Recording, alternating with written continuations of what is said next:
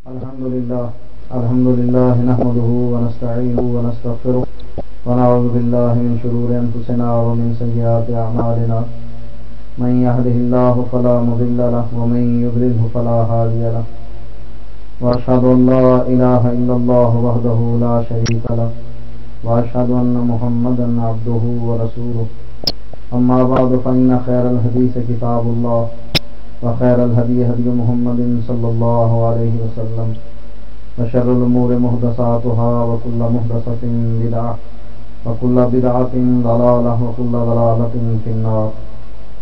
أعوذ بالله السميع العليم من الشيطان الرجيم. بسم الله الرحمن الرحيم. إن الدين عند الله الإسلام. آج ہم جس موضوع پر گفتگو کریں گے اس کے 3 پوائنٹ ہیں. پہلا پوائنٹ یہ ہے کیا فقہ حنفیہ قرآن اور حدیث کا نچوڑ ہے. دوسری بات یہ ہے کہ کیا فقہ حنفیہ قابل نفاذ ہے. اگر شریعت نافذ کی جائے تو کیا کتاب و سنت کی بجائے فقہ حنفیہ کو نافذ کرنا ممکن ہے. تیسرا احناف کا یہ دعویٰ کہ ہم امام صاحب کے وہ اقوال مانتے ہیں جو قرآن اور حدیث سے نہیں ٹکراتے، یعنی جو مسئلہ قرآن اور حدیث میں موجود ہو ہم بجائے اس کے کہ امام ابو حنیفہ کی تقلید کریں بلکہ ہم قرآن اور حدیث کو ہی مانتے ہیں. احناف کا یہ دعویٰ ہے اور ہم یہ ثابت کریں گے کہ فقہ حنفیہ قرآن اور حدیث کا نچوڑ نہیں ہے، نہ ہی وہ قابل نفاذ ہے، کتاب و سنت سے وہ ٹکراتی ہے، اور نہ ہی احناف کا یہ دعویٰ صحیح ہے کہ ہم منصوص علیہ مسائل میں تقلید نہیں کرتے بلکہ قرآن اور حدیث کی موجودگی میں وہ تقلید کرتے ہیں. اس کے بھی ہم نے 3 حصے کیے ہیں. پہلے حصے میں وہ مسائل ذکر کیے جائیں گے کہ جو قرآن سے ٹکراتے ہیں. دوسرے حصے میں وہ مسائل جو قرآن کے بعد سب سے صحیح ترین کتاب بخاری شریف ہے، جیسا کہ کہا گیا قد اتفق الائمۃ انہ اصح الکتب بعد کتاب اللہ، کہ اللہ کی کتاب کے بعد سب سے صحیح ترین کتاب بخاری ہے، جس پر ائمہ کا اتفاق ہے. ہم وہ مسائل بیان کریں گے کہ فقہ حنفیہ بخاری شریف سے ٹکراتی ہے اور احناف فقہ حنفیہ کے ان مسائل پر عمل کرتے ہیں. تیسرے حصے میں وہ روایات مسلم شریف کی جن کو صحیحین میں ذکر کیا گیا ہے، بخاری اور مسلم، وہ روایات ہم مسلم کی ذکر کریں گے، اور وہ مسائل فقہ حنفیہ کے جو مسلم کی احادیث سے ٹکراتے ہیں. چوتھے حصے میں سیاستہ کی کتاب ابو داؤد اور ابن ماجہ کی وہ روایات ذکر کریں گے جو روایات صحیح ہیں اور فقہ حنفیہ سے ٹکراتی ہیں، اور احناف فقہ حنفیہ کے مسائل مانتے ہیں اور نبی اکرم صلی اللہ علیہ وسلم کی احادیث کو رد کر دیتے ہیں. فقہ حنفیہ میں بھی ہم نے جن کتابوں کا انتخاب کیا ہے وہ کتاب، پہلی کتاب ہدایہ ہے، جس کے بارے میں ہدایہ کے مقدمے میں ہدایہ اخیرین صفحہ نمبر 3 پر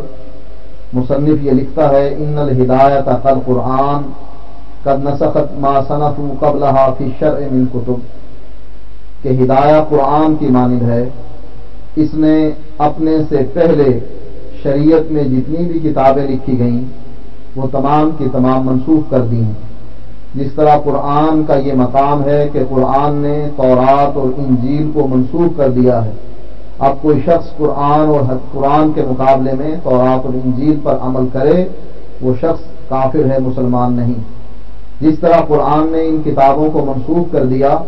ایسی ہی ہدایہ قرآن کی مانند ہے، اس نے بھی شرع میں جتنی کتابیں لکھی گئی ہیں اس سے پہلے لکھی گئی کتابوں کو سب کو منسوخ کر دیا. دوسری کتاب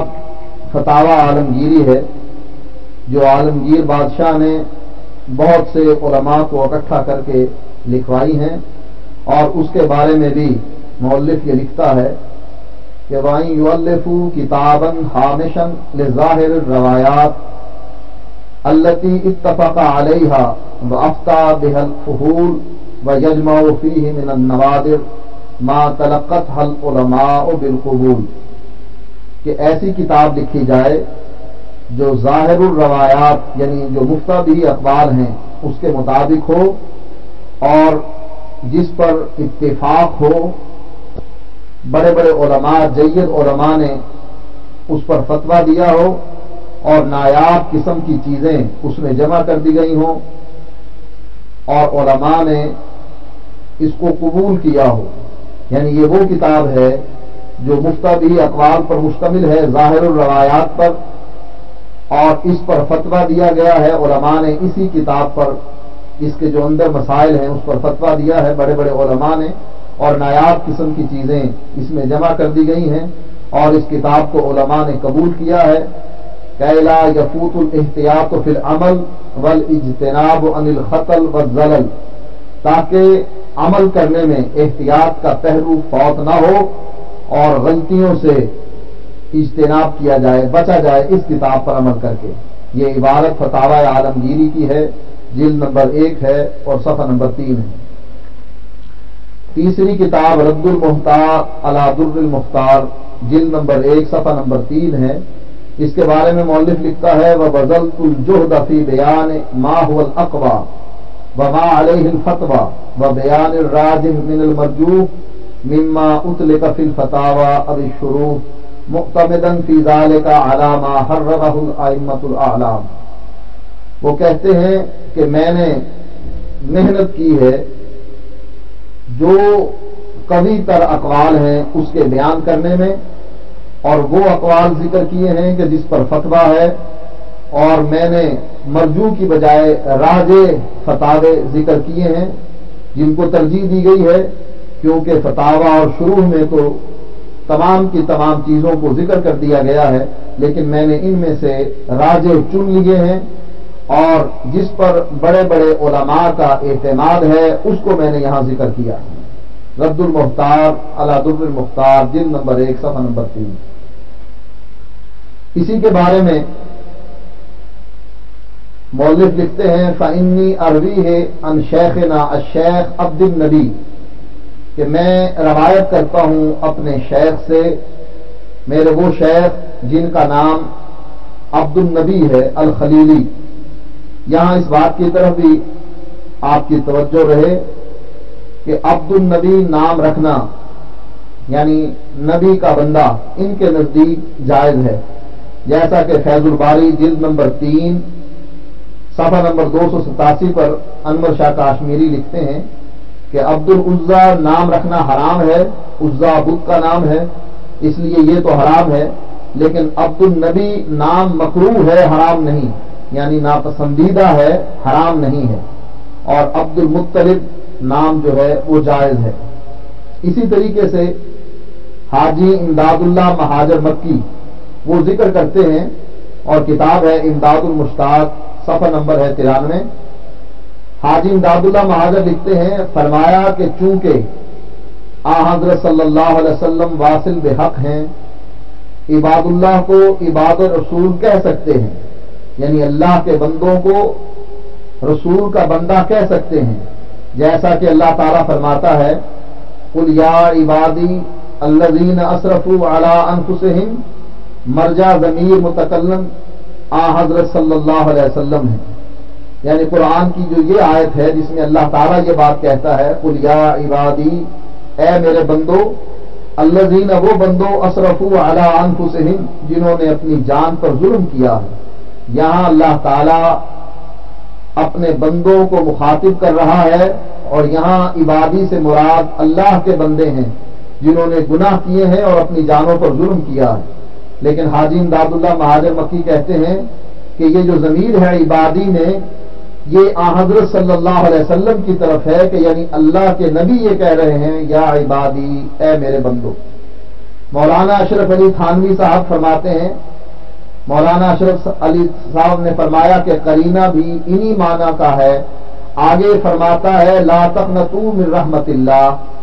اگر مرجع اس کا اللہ ہوتا فرماتا من رحمتی، تاکہ مناسبت عبادی کی ہوتی۔ یعنی مولانا اشرف علی تھانوی صاحب نے بھی حاجی امداد اللہ مہاجر مکی کی اس بات کو رد نہیں کیا ہے، بلکہ اس کی تائید کرتے ہوئے کہتے ہیں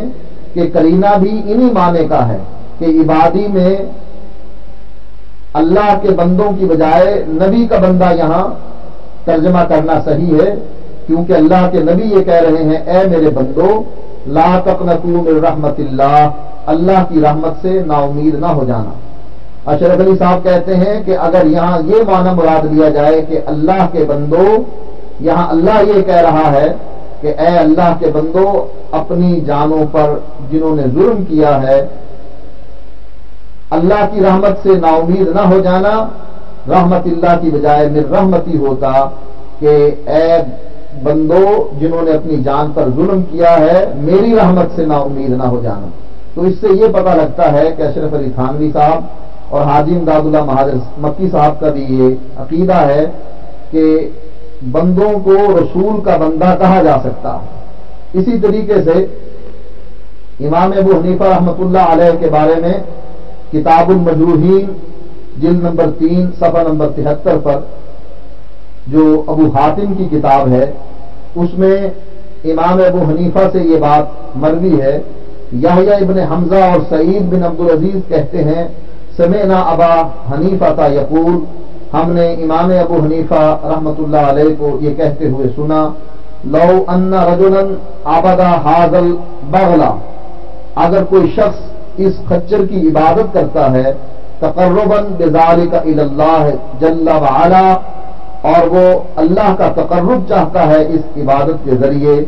لم ارا بذلک بأسا، تو اس میں کوئی گناہ نہیں ہے۔ یہ امام ابو حنیفہ رحمۃ اللہ علیہ کا قول جو کتاب المجروحین میں ابو حاتم نے ذکر کیا ہے، اس سے یہ بات ثابت ہوتی ہے کہ ان کے نزدیک غیر اللہ کی عبادت کی جا سکتی ہے اور بندوں کو غیر اللہ کے بندے کہا جا سکتا ہے۔ تو ہم واپس اسی حوالے پر آتے ہیں جو رد المختار جلد نمبر 1 صفحہ نمبر 14 پر ہے کہ مصنف یہ کہتا ہے کہ میں اس کو روایت کرتا ہوں اپنے شیخ جن کا نام عبد النبی ہے، نبی کا بندہ الخلیلی، اور وہ مصنف سے، اور وہ ابن نجیم المصری، وہ ابن نجیم مصری سے بے سند ہی الی صاحب المذہب ابی حنیفہ تھا، اور وہ امام ابو حنیفہ تک یہ جو صاحب مذہب ہیں ان تک یہ سند پہنچاتے ہیں بے سند ہی الی النبی صلی اللہ علیہ وسلم المصطفیٰ المختار، اور وہ یہ اس کتاب کی سند نبی اکرم صلی اللہ علیہ وسلم تک پہنچاتے ہیں ان جبریل، اور پھر یہ سند کتاب کی جبریل تک پہنچتی ہے ان اللہ الواحد القہار، اور جبریل کے ذریعے سے یہ سند اللہ تک پہنچتی ہے۔ یعنی یہ کتاب وہ کتاب ہے کہ جو کتاب اللہ تعالی کی طرف سے جبریل علیہ الصلوۃ والسلام محمد الرسول اللہ صلی اللہ علیہ وسلم پر لے کر آئے، اور امام ابو حنیفہ اس کو نبی اکرم صلی اللہ علیہ وسلم تک مسند کرتے ہیں۔ یہاں سے مسائل شروع ہوتے ہیں۔ سب سے پہلا مسئلہ جس کو قرآن نے ذکر کیا ہے سورۃ بقرہ کی آیت نمبر 178 اور 179 ہے۔ اللہ تعالیٰ فرماتا ہے یا ایھا الذین آمنوا کتب علیکم القصاص فی القتلی، اے ایمان والو اللہ تعالیٰ نے تم پر قتل کا بدلہ فرض کر دیا ہے۔ فرمایا وَلَكُمْ فِي الْقِصَاصِ حَيَاتٌ يَا أُولِي الْأَلْبَابِ، اور تمہارے لیے اے عقل والو بدلے میں ہی زندگی ہے۔ یعنی اگر کوئی شخص کسی آدمی کو قتل کر دے تو اس کو اس کے بدلے میں قتل کر دیا جائے گا۔ تو یہ قصاص ہے جس کے بارے میں اللہ تعالیٰ نے حکم نازل کیا ہے کہ یہ تم پر فرض ہے۔ قرآن کی دوسری آیت جو سورۃ المائدہ کی آیت نمبر 45 ہے، جس میں اللہ تعالیٰ فرماتا ہے وَكَتَبْنَا عَلَيْهِمْ فِيهَا أَنَّ النَّفْسَ بِالنَّفْسِ، کہ ہم نے ان پر یہ بات فرض کر دی ہے کہ جان کے بدلے میں جان لی جائے گی۔ یعنی اگر کوئی شخص کسی آدمی کو قتل کرتا ہے تو قتل کے بدلے میں اس کو قتل کیا جائے گا۔ وَمَن لَّمْ يَحْكُم بِمَا أَنزَلَ اللَّهُ فَأُولَٰئِكَ هُمُ الظَّالِمُونَ، پھر اللہ تعالیٰ نے فرمایا کہ جو اللہ کے اتارے ہوئے اس قانون کے مطابق فیصلہ نہیں کرتا فَأُولَٰئِكَ هُمُ الظَّالِمُونَ، تو یہی لوگ ظالم ہیں۔ قتل کرنے والا چاہے کتنا ہی صاحب اثر کیوں نہ ہو، لیکن مقتول کے ورثاء کو اس بات کا اختیار دیا جائے گا کہ چاہے تو ان سے دیت لے لی جائے اور قاتل کو معاف کر دیا جائے، اور چاہے ان سے دیت نہ لی جائے اور قاتل کی گردن کو اتار دیا جائے، جیسا کہ حضرت علی رضی اللہ تعالی عنہ نے بھی حضرت حسن رضی اللہ تعالی عنہ کو یہ وصیت کی تھی کہ اگر میں زندہ رہا تو میں اپنے اس جرم کا جو اس شیعہ نے خارجی نے جو حضرت علی کی پارٹی سے نکلا تھا اس نے مجھ پر حملہ کیا ہے، اس جرم کا بدلہ میں خود لوں گا، اور اگر میں اس حملے کے نتیجے میں فوت ہو گیا، شہید ہو گیا، تو اے حسن میرے قاتل کو بھی تم سزا دینا ایسی ہی جیسے اس نے مجھ کو دی ہے، اس ضرب سے اسے مارنا جس سے اس نے مجھے مارا۔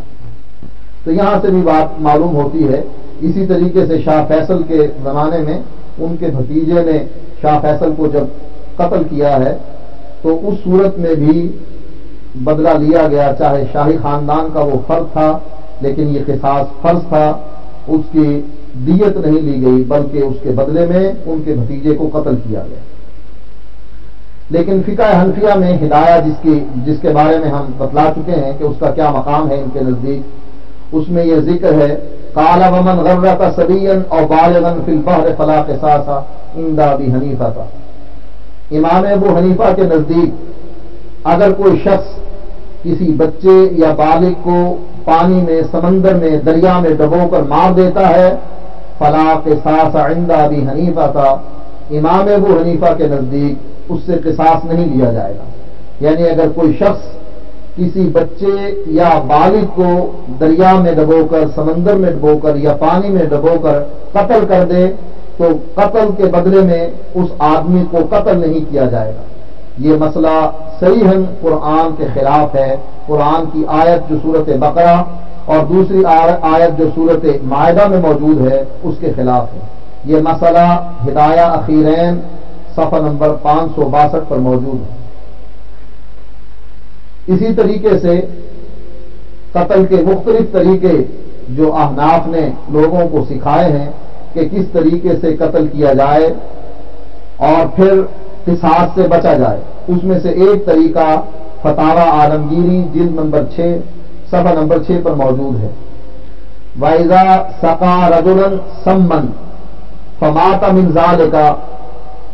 وَإِذَا سَقَى رَجُلًا سَمًّا، اگر کوئی شخص کسی کو زہر پلاتا ہے، فَمَاتَ مِنْ ذَلِكَ، پھر اس زہر کے پلانے سے وہ مر جاتا ہے، فَإِنْ أَوْجَرَهُ إِيجَارًا عَلَى كُرْهٍ مِّنْهُ، اگر تو وہ اس کو اس کے پینے پر مجبور کرتا ہے، اور نَاوَلَهُ ثُمَّ أَكْرَهَهُ عَلَى شُرْبِهِ، یا اس کو وہ زہر کا پیالہ پکڑا دیتا ہے پھر اس کو پینے پر مجبور کرتا ہے، حتیٰ شربا، یہاں تک کہ وہ پی لیتا ہے، اور ناولہ من غیر اکراہ علیہ، یا وہ ایسے ہی پی لیتا ہے بغیر اس کو مجبور کیے، فَإِنْ أَوْجَرَهُ أَوْ نَاوَلَهُ وَأُكْرِهَهُ عَلَى شُرْبِهِ، اگر تو اس کو مجبور کیا گیا، اس کو پیالہ دیا گیا اور پینے پر مجبور کیا گیا، فَلَا قِصَاصَ عَلَيْهِ، تو اس سے قصاص نہیں لیا جائے گا۔ یعنی وہ شخص جو کسی آدمی کو زہر کا پیالہ پلا دے، اس کو ویسے ہی پلا دے یا پلانے پر اس کو مجبور کر دے کہ وہ اس زہر کے پیالے کو پیے، تو اگر وہ اس کو مجبور کرتا ہے تو امام ابو حنیفہ کے نزدیک اس کو قتل نہیں کیا جائے گا اگر وہ اس سے مر جاتا۔ دوسرا مسئلہ، وَلَوْ أَنَّ رَجُلًا أَخَذَ رَجُلًا فَقَيَّدَهُ وَحَبَسَهُ فِي بَيْتٍ حَتَّى مَاتَ جُوعًا، اگر کوئی شخص کسی کو پکڑ کر قید کر دیتا ہے، اس کو بند کر دیتا ہے کسی گھر میں، حَتَّى مَاتَ جُوعًا، یہاں تک کہ وہ بھوکا مر جاتا ہے، فَقَالَ مُحَمَّدٌ رَحِمَهُ اللَّهُ تَعَالَى أَوْجَعَهُ عُقُوبَةً وَالدِّيَةُ عَلَى عَاقِلَتِهِ، امام محمد جو امام ابو حنیفہ کے شاگرد ہیں وہ یہ کہتے ہیں کہ اس کو سزا دی جائے گی اور اس کے قبیلے والے دیت ادا کریں گے، لیکن احناف کا چونکہ بابا آدم ہی نرالا ہے، وہ کہتے ہیں والفتوى على قول ابی حنیفہ رحمہ اللہ تعالی انہ لا شیء علیہ، اور لیکن فتویٰ امام ابو حنیفہ کے اس قول پر ہے کہ جس شخص نے کسی شخص کو کسی گھر میں قید کر دیا اور قید کی حالت میں وہ بھوکا مر گیا تو امام ابو حنیفہ کے نزدیک اس پر کوئی جرم نہیں ہے جس نے اس کو قید کیا ہے. یعنی امام محمد جو یہ کہہ رہے ہیں کہ اس کو سزا دی جائے گی اور اس کا قبیلہ دیت دے گا مقتول کے ورثاء کو، یہ صحیح بات تھی جو امام محمد کی تھی، لیکن چونکہ فتویٰ امام ابو حنیفہ کے قول پر ہے کہ امام صاحب فرماتے ہیں کہ اس پر کوئی جرم نہیں ہے کہ اس کو قید کر کے اس کو بھوکا مار دیا. تیسرا مسئلہ امام ابو حنیفہ رحمۃ اللہ علیہ فرماتے ہیں قال ابو حنیفہ رحمہ اللہ تعالی فی رجل قامت رجلا فطرحه قدام سبع فقتله السبع لم يكن على الذي فعل ذلك قبض ولا دیۃ لكنه يعذر ويضرب ويحبس حتى يتوب. امام ابو حنیفہ فرماتے ہیں اس شخص کے بارے میں کہ جو کسی کو باندھ دیتا ہے اور اس کو باندھنے کے بعد اس کو درندوں کے سامنے پھینک دیتا ہے، فقتلہ السبع، وہ درندے اس آدمی کو قتل کر دیتے ہیں. لم یکن علی الذی فعل ذلک قبض ولا دیۃ، جس آدمی نے یہ جرم کیا ہے تو اس آدمی پر نہ تو کوئی دیت ہوگی اور نہ کوئی جرمانہ لگایا جائے گا، لکنہ یعذر ویضرب، لیکن یہ بات ہے کہ اس کو تعزیر دی جائے گی، اس کو مارا جائے گا، وہ یحبس، اور اس کو قید کر دیا جائے گا، حتی یتوبا، اور اس وقت تک قید رکھا جائے گا جب تک کہ وہ توبہ نہیں کر لیتا. یعنی کوئی شخص کسی آدمی کو درندوں کے سامنے بھیج دے، پھینک دے اور درندے اس کو چیر پھاڑ دیں تو تب بھی اس آدمی کو قتل کے بدلے میں قتل نہیں کیا جائے گا، بلکہ اس کو قید رکھا جائے گا، اس کو مارا جائے گا اور تعزیر دی جائے گی. چوتھا مسئلہ اسی کتاب کا وَلَوْ أَنَّ رَجُلًا أَدْخَلَ رَجُلًا فِي بَيْتٍ وَأَدْخَلَ مَعَهُ سَبْعًا وَأَغْلَقَ عَلَيْهِمَا الْبَابَ فَأَخَذَ الرَّجُلَ السَّبْعُ فَقَتَلَهُ لَمْ يُقْتَلْ بِهِ وَلَا شَيْءَ عَلَيْهِ. اگر کوئی شخص کسی آدمی کو پکڑتا ہے اور ایک گھر میں داخل کر دیتا ہے، وَأَدْخَلَ مَعَهُ سَبْعًا، اور اس کے ساتھ درندے بھی داخل کر دیتا ہے، وَأَغْلَقَ عَلَيْهِمَا الْبَابَ، اور دروازہ ان پر بند کر دیتا ہے، اس شخص کو وہ درندہ پکڑ لیتا ہے، فَقَتَلَهُ، اور اس کو چیر پھاڑ دیتا ہے، قتل کر دیتا ہے، لم یقتل بہ، اس آدمی کو اس کے بدلے میں قتل نہیں کیا جائے گا جس آدمی نے اس کو کمرے میں بند کیا ہے اور اس پر درندے چھوڑ دیے. ولا شیء علیہ، اور نہ اس پر کوئی دیت ہوگی کہ مقتول کے ورثاء کو یہ دیت ادا کرے اور نہ اس کے قبیلے والے پر. اسی طریقے سے ایک اور مسئلہ وَقَضَى لَوْ نَهَشَتْهُ حَيَّةٌ أَوْ لَسَعَتْهُ أَقْرَبٌ لَمْ يَكُنْ فِيهِ شَيْءٌ أَدْخَلَ الْحَيَّةَ وَالْأَقْرَبَ مَعَهُ أَوْ كَانَتَ فِي الْبَيْتِ. اسی طریقے سے ایک سانپ کسی کو جھنجھوڑ دے، اسی آدمی کو جس کو گھر میں بند کر دیا گیا ہے، وہ اس کو ڈس لے یا اس کو بچھو ڈس لیں، لم یکن فیہ شیء ادخل الحیۃ والاقرب معہ او کانت فی البیت، اس پر کوئی جرم نہیں ہے چاہے وہ سانپ اور بچھو اس کے ساتھ گھر میں داخل کرتا ہے جب اس آدمی کو گھر میں قید کرتا ہے، یا سانپ اور بچھو اس سے پہلے ہی گھر میں موجود تھے، اس صورت میں بھی اس آدمی کو کچھ نہیں کہا جائے گا. وَلَوْ فَعَلَ ذَلِكَ بِصَبِيٍّ فَعَلَيْهِ الدِّيَةُ، لیکن اگر یہ جرم کسی بچے کے ساتھ کیا جائے تو اس پر دیت ہے. یعنی قتل کے یہ مختلف طریقے بتلائے جا رہے ہیں کہ اگر کوئی شخص کسی آدمی کو قتل کرنا چاہتا ہے، پہلا طریقہ تو یہ ہے کہ اس کو پانی میں ڈبو کر قتل کر دے، مار دے، قصاص کے بدلے میں اس کو قتل نہیں کیا جائے گا. دوسرا طریقہ یہ ہے کہ کسی آدمی کو زہر پلا دیا جائے،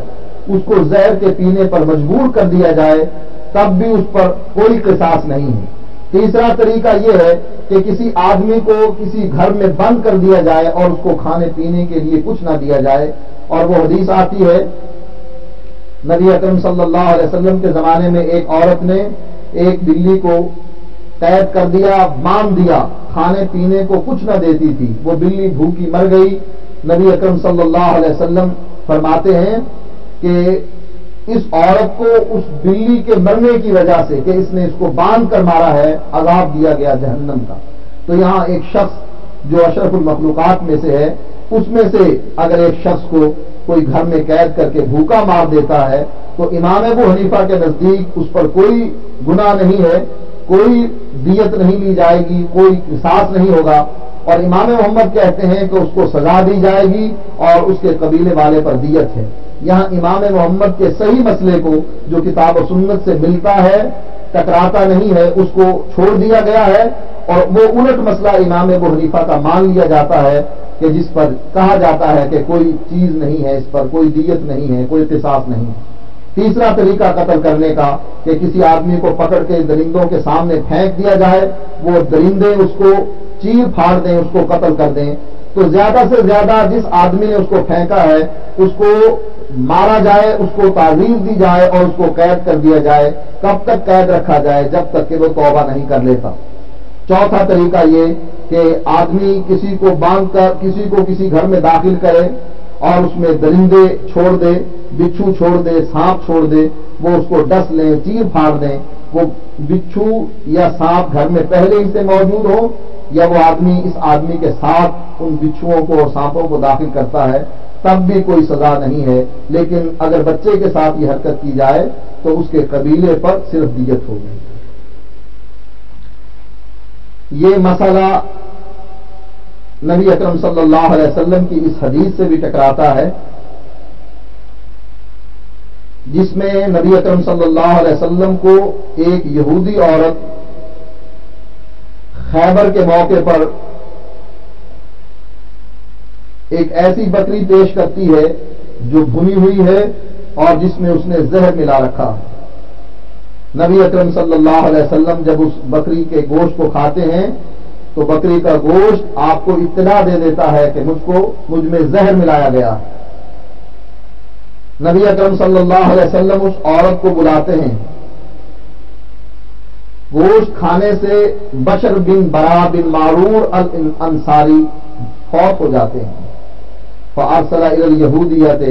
نبی اکرم صلی اللہ علیہ وسلم اس یہودیہ کو بلاتے ہیں، پھر پوچھتے ہیں ما حملک علی الذی صنعت، اے عورت تو نے یہ کام کیوں کیا؟ وہ عورت جواب دیتی ہے کہ اس لیے کیا کہ اگر آپ اللہ کے نبی ہوئے تو آپ کو اطلاع دے دی جائے گی اور آپ بچ جائیں گے، آپ اس زہر سے قتل نہیں ہوں گے، اور اگر آپ بادشاہ ہیں تو ہمارے سر سے آپ کے قتل ہونے کے بعد یہ مصیبت ٹل جائے گی۔ میرے دو ہی نظریے تھے کہ جس نظریے کی وجہ سے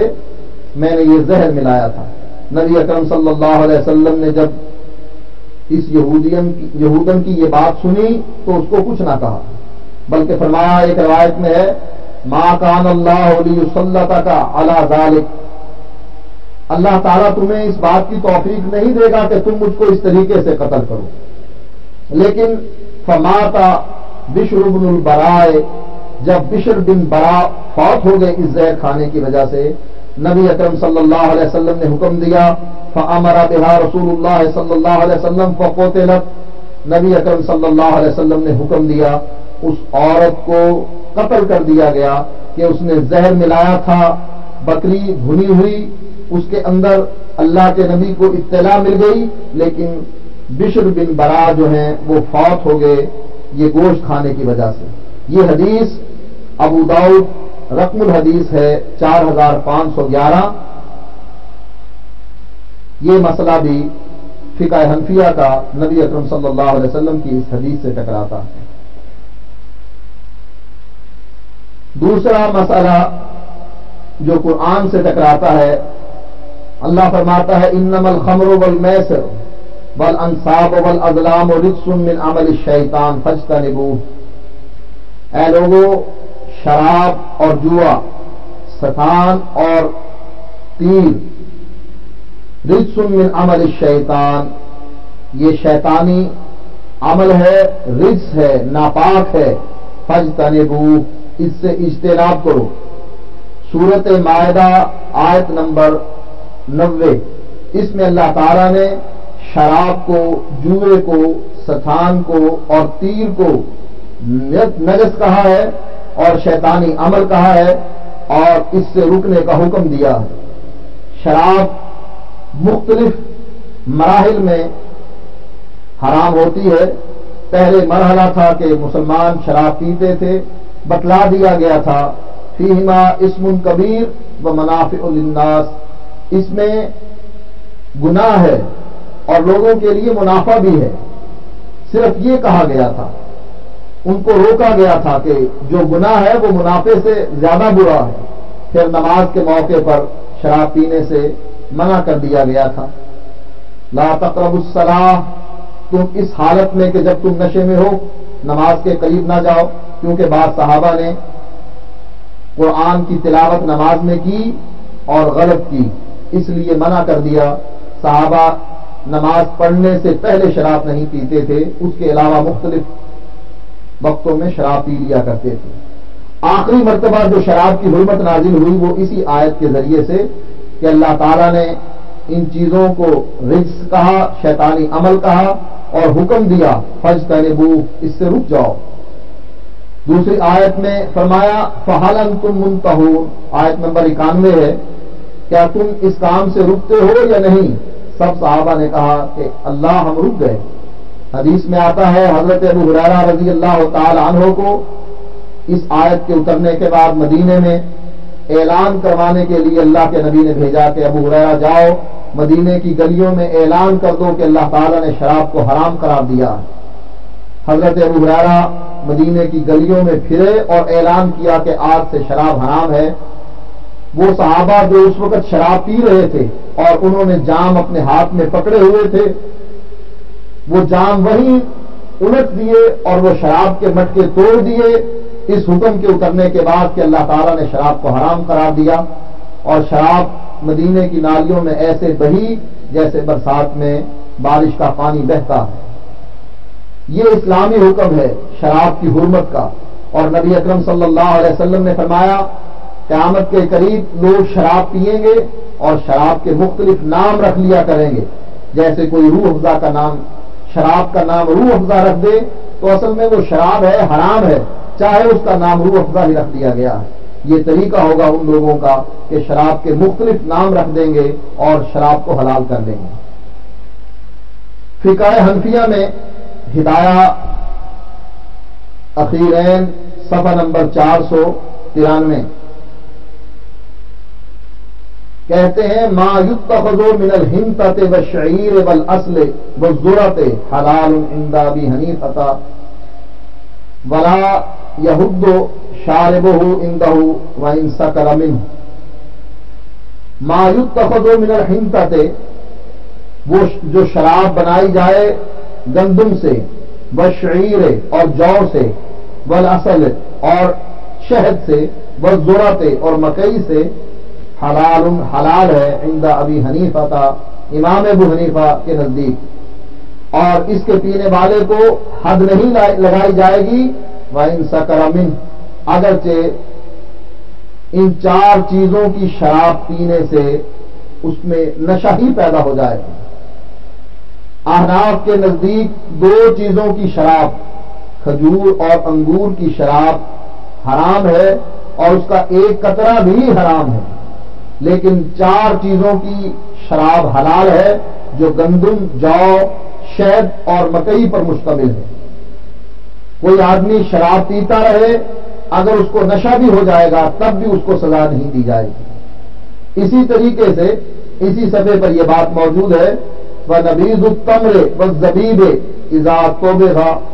كُلُّ وَاحِدٍ مِنْهَا أَدْنَىٰ طَبْخَةٍ حَلَالٌ وَإِنِ اشْتَدَّ۔